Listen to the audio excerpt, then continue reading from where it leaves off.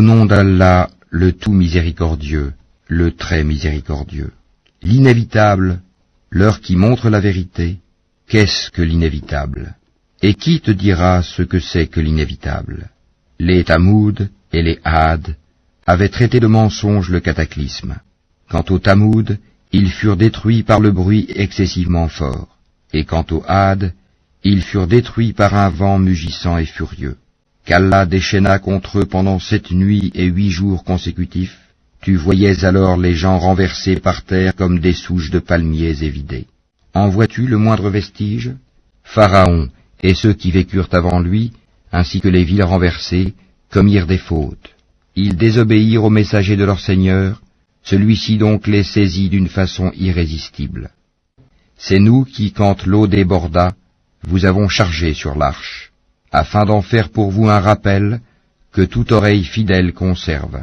Puis quand d'un seul souffle on soufflera dans la trompe, et que la terre et les montagnes seront soulevées puis tassées d'un seul coup, ce jour-là alors, l'événement se produira, et le ciel se fendra et sera fragile, ce jour-là.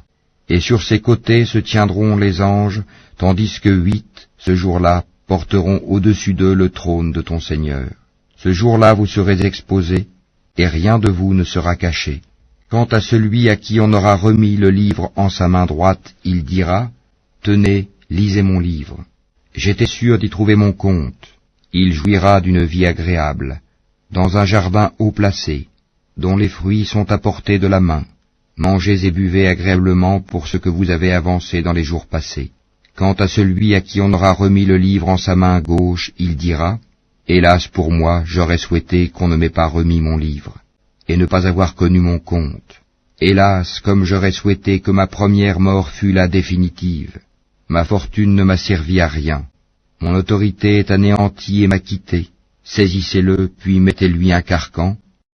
Ensuite, brûlez-le dans la fournaise, puis liez-le avec une chaîne de 70 coudées, car il ne croyait pas en Allah le Très-Grand, et n'incitez pas à nourrir le pauvre. Il n'a pour lui ici aujourd'hui point d'amis chaleureux pour le protéger, ni d'autre nourriture que du pu, que seuls les fautifs mangeront.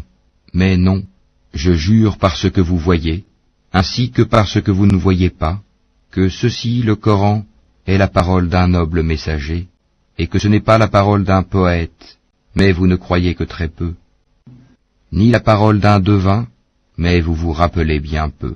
C'est une révélation du Seigneur de l'univers, et s'il avait forgé quelques paroles qu'il nous avait attribuées, nous l'aurions saisi de la main droite, ensuite nous lui aurions tranché l'aorte, et nul d'entre vous n'aurait pu lui servir de rempart. C'est en vérité un rappel pour les pieux, et nous savons qu'il y a parmi vous qui le traitent de menteur. Mais en vérité ce sera un sujet de regret pour les mécréants, c'est là la véritable certitude. Glorifie donc le nom de ton Seigneur, le Très-Grand.